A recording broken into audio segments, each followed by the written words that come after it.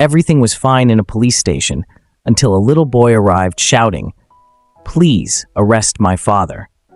What nobody knew was that the secret behind that sentence would shock everyone to the core.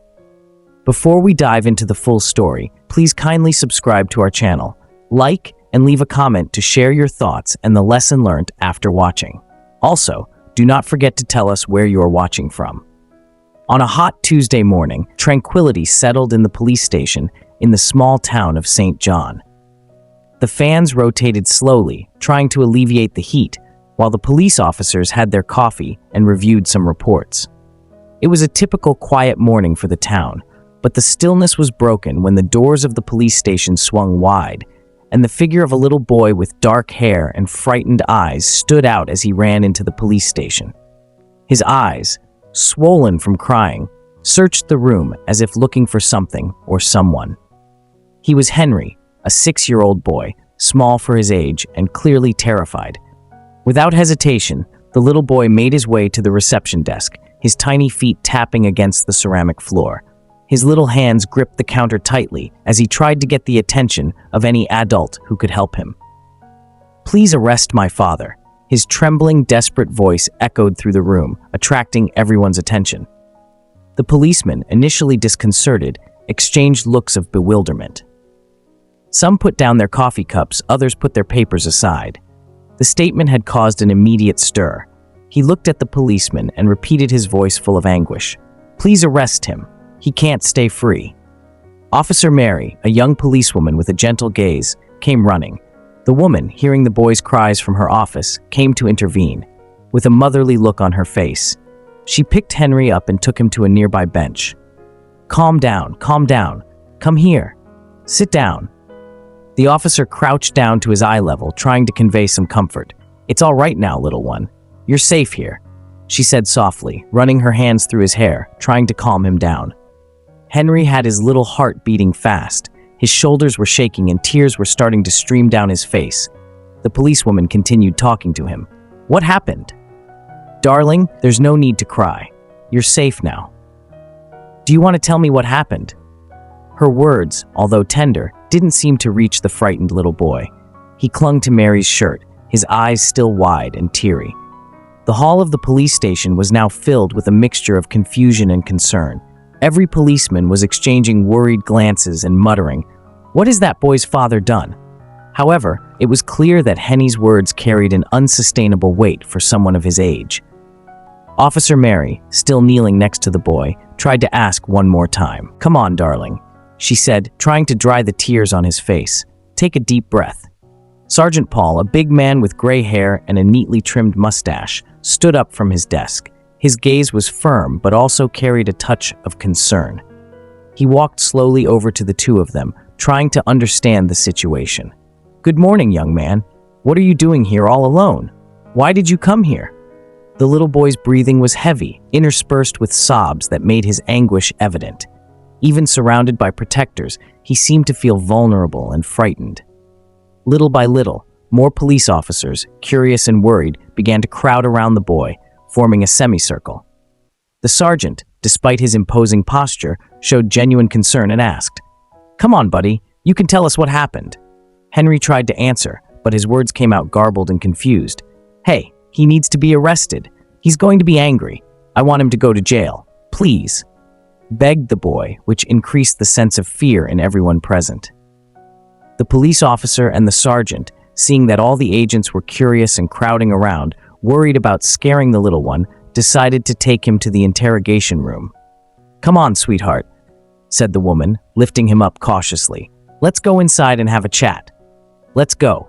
The boy calmed down when he sat down on the chair in the interrogation room, and the policewoman asked again, "What did your father do, Henry? Did your father hurt you or do anything bad?" Mary asked, trying to extract some concrete information from the little boy. His face contorted into an expression of frustration. It was clear that he wanted to say something, but the words seemed to escape him. "Daddy gets angry sometimes." His voice disappeared at the end of the sentence, leaving a trail of uncertainty and speculation in the air. "What do you mean, son?" the man asked. The tension that followed was palpable. The policemen's minds began to race, trying to fit the pieces of this dark puzzle together. They imagined the worst possible scenarios. Had it been domestic violence or verbal abuse? What could be so terrible as to make a child seek refuge in the police station and beg for his father's arrest? The sergeant leaned over, noticing the sad look on the boy's face as he spoke of his father, and placing himself at the child's eye level, he said, "We'll help you, Henry," he said softly, "but I need you to try and tell us with more details." "All right," Henry slowly agreed, still fighting back the tears. "Come on, I'll ask you a few questions and you just answer yes or no, okay?" Paul suggested. "Yeah, is your father home now?"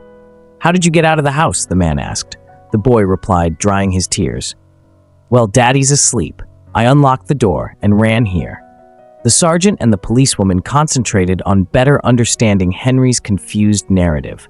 The woman, with her motherly tone of voice, asked, "Is your father very aggressive, Henry? Does he hit you?" The little boy's answer took a while, as if he was thinking about what to say. "Yes, I've been hit a few times," he exclaimed, his eyes wide and his breathing fast. The officer's reaction was almost instantaneous, and it only made the tension even worse. They asked where the boy lived, and even though he didn't know the address, the directions he gave were enough for the officers to know where it was. The boy and his father didn't live too far near the sewer, so it wasn't difficult to identify the house. And when the sergeant asked about the boy's mother, and he said he hadn't seen her for a long time, everyone there was petrified when they heard these words. Dad said she went for a walk, but she never came back. As the situation became clearer and clearer, as they were coming to the conclusion that it was some kind of family violence, as well as being very strange for a man to raise a boy without his mother and still say that she had gone for a walk. The police station became a turmoil of activity. The officer moved frantically, coordinating their efforts and preparing to act. A team was immediately deployed to Henry's house, prepared to face the worst. The sergeant immediately got on the radio and communicated with the car that was on its way to Henry's house. "Attention, unit, we have a call for a domestic violence report. Don't let the man escape. Proceed with caution." Henry continued, his voice still shaky. "Every night he gets angry. He says he can't take it anymore." The police exchanged worried glances, trying to decipher what the boy was really trying to communicate. The sergeant asked, "What is that? Your father can't take anymore, kid." The boy's eyes welled up with tears. He slammed the fridge door. "I got scared," he screamed, "and I ran to my room." Those present had already understood everything. The poor little boy was the victim of a violent man who needed to be detained, and they all waited for the criminal to arrive at the police station. Meanwhile, at the boy's home, his father, Roger, was resting deeply. The man was asleep in his room when he was woken up by the sound of police cars pulling up right in front of his house. The place was deplorable. The police were horrified. The wooden house was crumbling down with a few spider webs here and there, and with bushes growing all around the house that were scary just to look at. They didn't even wait and burst through the front door shouting, "Police! Come out with your hands up!" Roger didn't even have time to argue, and the policeman started handcuffing him and leading him to the car. "What's going on? Why am I being arrested?" he shouted, confused. "You have the right to remain silent. Anything you say can and will be used against you in a court of law. You have the right to an attorney. If you cannot afford an attorney, one will be provided for you," one of the policemen said, and at that moment the man got scared. "What? The police station? No, I didn't do anything. Let me go. I have a kid at home. Let me go." The officers restrained him again and said roughly, "Your son Henry is at the police station. You're done, buddy. Come on, get in the car," and pushed Roger into the vehicle. At that moment, he was shocked. "What is my son doing there? Tell me," and he began to panic. The policeman told him to keep quiet and drove off. Roger felt his heart racing and worry invaded his chest. Back at the police station, the roar of the car's engine announced the team's return from Henry's house. The atmosphere was charged with tension, with all the officers anxiously awaiting news of the situation. When the door opened, what they saw was not what they expected. In fact, the disheveled figure of a thin man emerged from the car with pale skin deep, tired eyes and muscles almost atrophied by his apparent state of malnutrition. His clothes were worn and dirty, revealing the harsh reality of the life he faced. The man's image contrasted brutally with the allegation that he could have inflicted physical harm on his son. How could that man have the strength to hit the boy? Some people asked quietly. Roger, still handcuffed, looked confused and desperate. "What's going on? Why am I here?" he kept asking, his voice shaking with uncertainty and fear. When his eyes finally met Henry's, a wave of relief and more concern washed over him, and the boy, seeing his father in this state, didn't hesitate. He did something that no one there was expecting. He ran across the room and threw himself into his father's arms. "Daddy!" the boy shouted, his eyes wet. The hug that followed was full of emotion, and the man's eyes also filled with tears. The scene in front of the officers was disconcerting. "I thought he was abusing the boy," said the sergeant, approaching Officer Mary, incredulous. The father, still trying to process the situation, asked, "What abuse? What are you talking about? Why am I here handcuffed? And what is my son doing in this police station?" Everyone looked at each other, searching for words. It was then that the little boy's thin, innocent voice cut through the silence in the room. "I'm the one who had you arrested, Daddy," he said, looking at Roger, full of hope. "What? You had me arrested? But why? What did I do?" the man asked, his heart pounding nonstop. The bewilderment on the man's face was evident. He looked at his son, then at the police officers trying to connect the dots. The police station, which had previously been filled with tension and confusion, was now filled with silence. The father, still unable to understand why he was handcuffed and why his son had done what he had done, spoke once again, his eyes swollen with worry and sadness. "Henry, son, what do you mean? I had you arrested. Why would you do that?" The little boy swallowed, fighting the knot in his throat. He raised his little face to the man, and full of emotion, wanting to cry in an almost inaudible whisper, he said, "I just wanted you to eat, Daddy." The simple confession dropped like a bomb in the room. Everyone stared at the scene without understanding a thing. He continued, his voice shaking. "I saw it on TV today, Dad. They said that in prison, people get food 3 times a day." The tears now flowing freely down the boy's face. "I remember that night. I heard you crying. You were in the kitchen and the fridge was open. You were so sad asking why there was no food. You banged on the fridge and screamed. No one in the room uttered a peep. They were stunned by the revelation.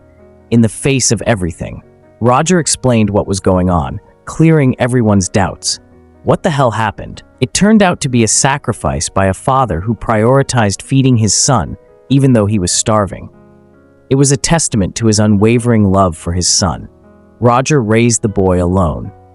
Since his wife died, he would tell the little boy, afraid of hurting him with the truth, that his mother had gone for a walk. But he couldn't imagine that this would make the boy think that she would come back one day. He also had serious financial difficulties because he had no schooling, and at that point he hadn't had a job for months.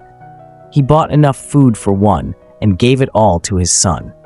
The man was barely eating and was becoming malnourished, something the little boy could see all too well. But there were nights after Henry had gone to bed when despair hit the poor father hard. One of these nights, looking at the empty fridge, he let his frustration show and banged hard on the fridge door, shouting the words, "Why? Why is there no food? Why can't I feed us?" The little one was awake and saw the scene, which scared him and made him run back to his room. But he knew that his father was starving, and although he was very young, he felt the man's pain when there was no food left. That day, the little boy woke up and went to watch his cartoon on TV, but there was still a local newspaper where the news about the situation in the prisons was being broadcast. From it, the little boy only absorbed the information. Prisoners receive meals 3 times a day, and that's why he ran to the police station to have the man arrested. Henry's naivety, thinking that the solution to their problem would be to arrest his father so that he could have regular meals, was heartbreaking. With tears streaming down his thin face, Roger pulled his son into a tight embrace, holding him gently. "Oh, my little boy, my son, I'm so sorry you had to go through this." The policemen, many of whom were fathers, felt a knot in their own stomachs. The The situation before them was a painful reminder of the difficulties faced by many families, especially in challenging economic times. And what had begun as an investigation into allegations of domestic violence became a stark reflection of the reality of many people living on the margins of society. The two were released, of course, and returned home with their hearts pounding with love for each other. But the next day, they were both in for a surprise they never thought they would receive. They were both woken up by insistent knocks on the door. When they opened it, they were confronted with a surprising sight. Several members of the community, along with the police officers from the police station, were there. "I heard that someone here could use a little help," said Mary with a warm smile on her face. And before Roger could recover from his shock, the sergeant continued, "And by the way, we're in need of a janitor at the police station. Would you be interested?" Tears welled up in the man's eyes. He was so used to fighting alone that the generosity of these people took him by surprise. "I don't know what to say. Yes, I accept. Thank you very much." The little boy came running when he saw the toys and shouted, "Look, Daddy, look how many toys!" "Yes, big boy, and they're all yours," he said, wiping away his tears and seeing the joy on the little one's face. It was a very happy and memorable day. The following week, the police station, which had previously been a place Roger would never have thought of entering, would now be his place of work, his refuge, and a symbol of a new phase in his life. As the days passed, the story of the little boy who had his father arrested spread throughout the city, inspiring the community to come together and help those in need. Groups of volunteers began organizing donation fairs and assistance programs, ensuring that no family went hungry or in need. And so the simple, naive act of a boy motivated by love for his father transformed an entire town. He taught everyone an invaluable lesson. In the midst of adversity, kindness and empathy can flourish, and sincere actions can have unimaginable repercussions.